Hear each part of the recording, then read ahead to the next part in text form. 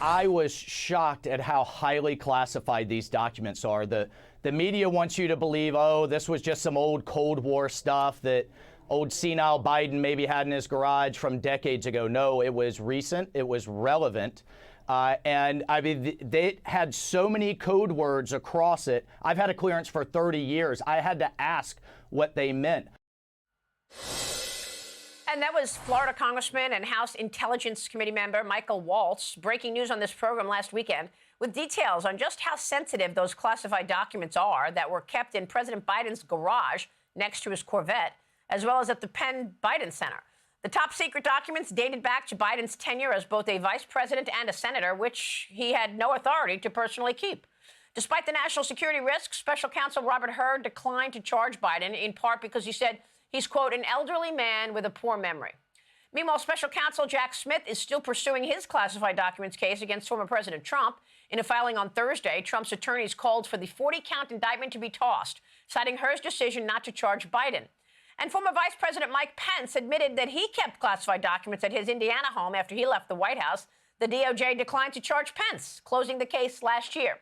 Then this bombshell, the FBI admitting to misrepresenting the documents that they claimed to have taken from Trump estate Mar-a-Lago.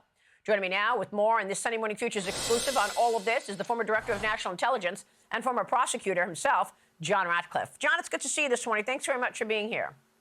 Morning, Maria. I'm going to get to the classified documents issue in a moment and this misrepresentation by the FBI. But first, give us your legal aspect, legal perspective of the Manhattan DA's trial right now for Donald Trump.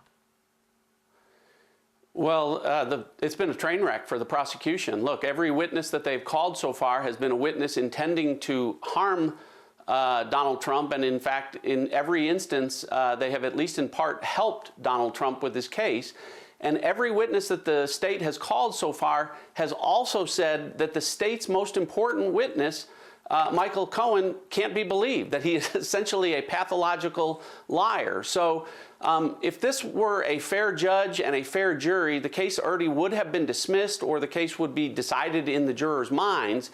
But we don't have that because we have a judge in this case who is allowing, through his rulings, the prosecutors to pursue an impossibility. The case that they are prosecuting, Maria, is to try and show the jury that Donald Trump somehow magically, mystically, impossibly business records entries in 2017 somehow influenced the presidential election of 2016. Their whole case is premised on the idea that all of the conduct that they discuss, which is lawful, is somehow unlawful, and the judge is allowing them to do that. And of course, we know that that is, in the end, is reversible error.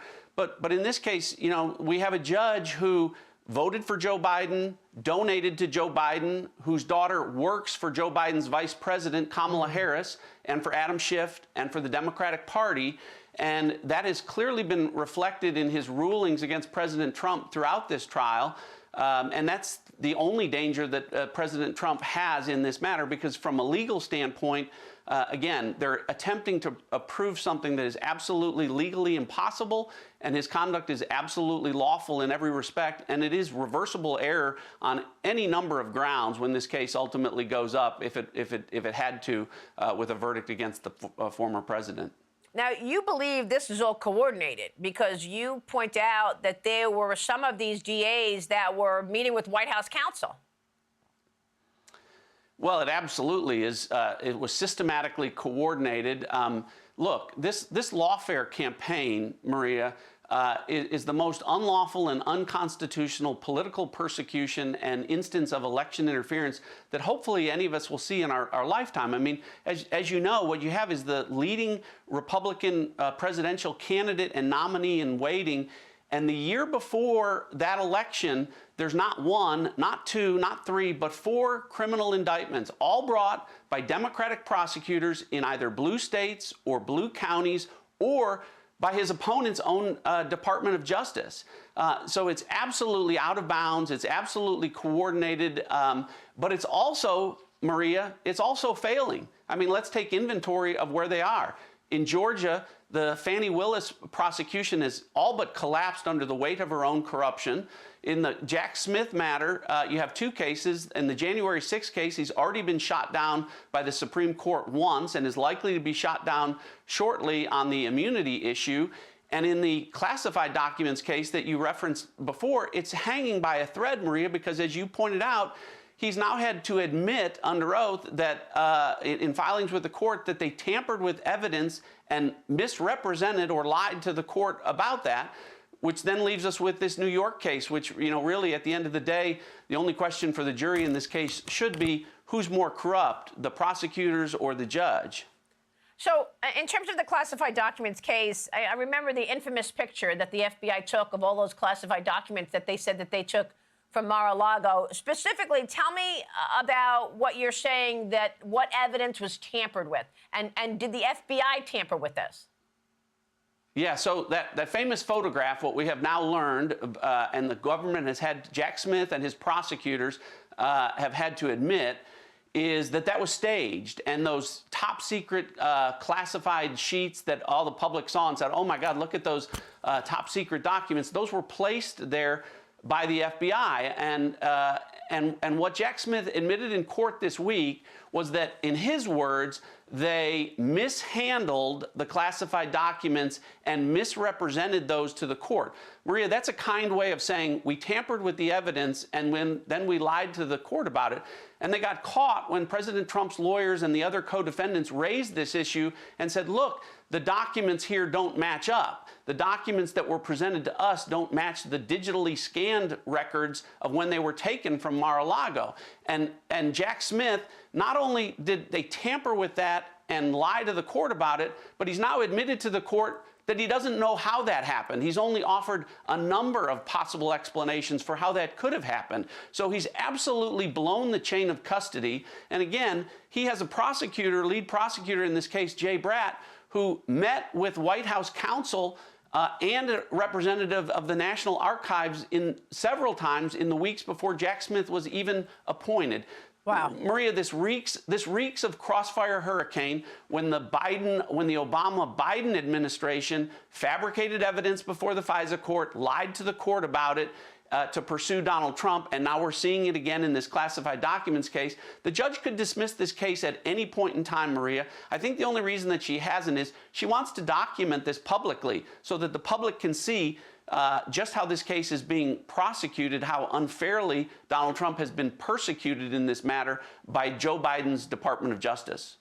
Let me move on, John, and ask you about the issues of the day with regard to foreign policy. There is a, ultimatum on the table for Hamas. They either have to agree to give up and let these hostages free, or Netanyahu is promising to go into Rafah and take down the Hamas terrorists. Tell me how you see that unfolding. And I want to get your take on the China role here, because we are waiting to see some kind of a tough stance against communist China for all of this bad behavior, but it just hasn't happened from this administration. Well, and it's not going to happen. It hasn't happened, and it's not going to happen. But with respect to what's happening in Israel is, Prime Minister Netanyahu has given an ultimatum to Hamas. You have 1 week to accept a 6-week ceasefire in exchange for releasing the hostages. Hamas is responding so far and said, no, you have to promise to end the war. You know who's agreeing with Hamas? The Biden administration. We should be helping Benjamin Netanyahu. We should do everything we can to allow him to go into Rafah and eradicate the remaining 4 battalions of Hamas that are still in Gaza. Yeah. Because, Maria, what happens with Hamas here is a blueprint for what's going to happen with Hezbollah, the Houthis, with Al-Qaeda, with ISIS, with every radical Islamic group.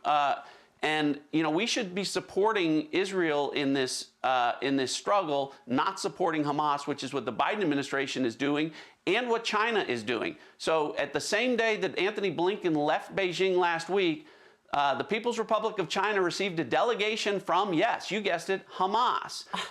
So they are working in that region to help Hamas, and they are working in the United States through TikTok and through their assets here in the United States to foment unrest in this country. John, one thing I want to know real quick, we got to jump, but all of these Chinese nationals that have come through the border, the open border, 25,000 just since October, on top of another 25,000 the year before.